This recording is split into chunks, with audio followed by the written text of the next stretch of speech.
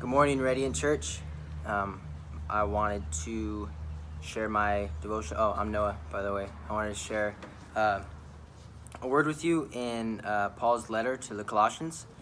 We're going to start in chapter 1, verse 15 through 20.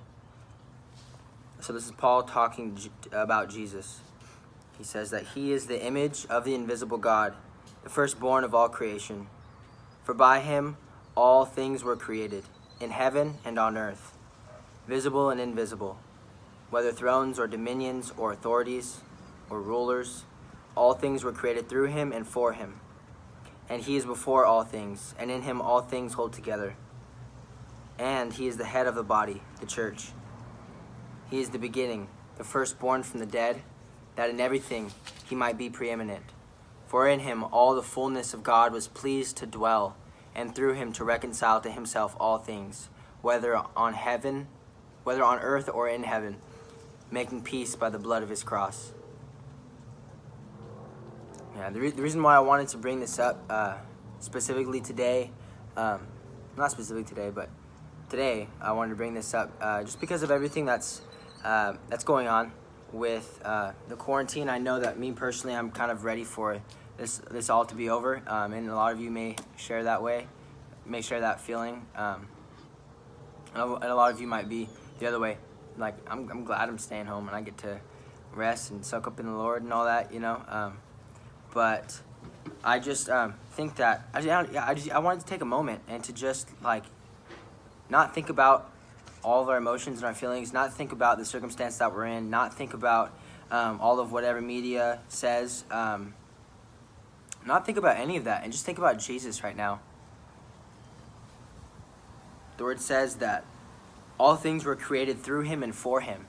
Like, everything was created for him. He's the beginning of all things.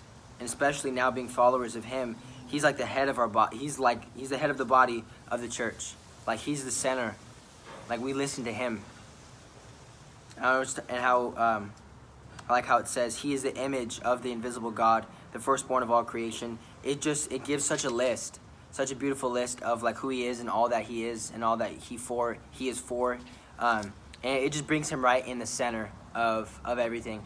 And like the sun in our solar system, how it gives life and emanates life, and it's the center of all things and everything revolves around it, is like Jesus in all of creation, including the sun and in that whole galaxy, including that.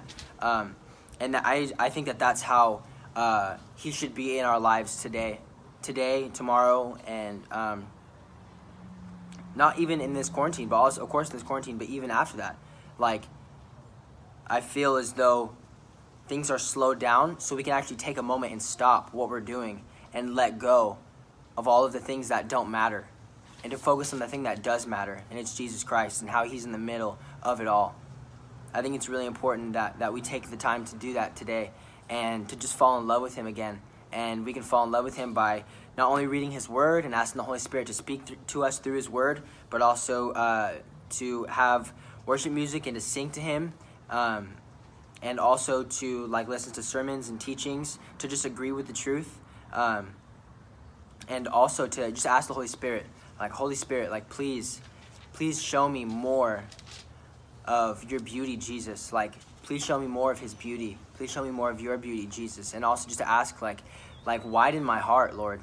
Deepen my heart for your love, to just fill it. We're so designed for his love in ways that we're not designed to receive anything else from anyone else.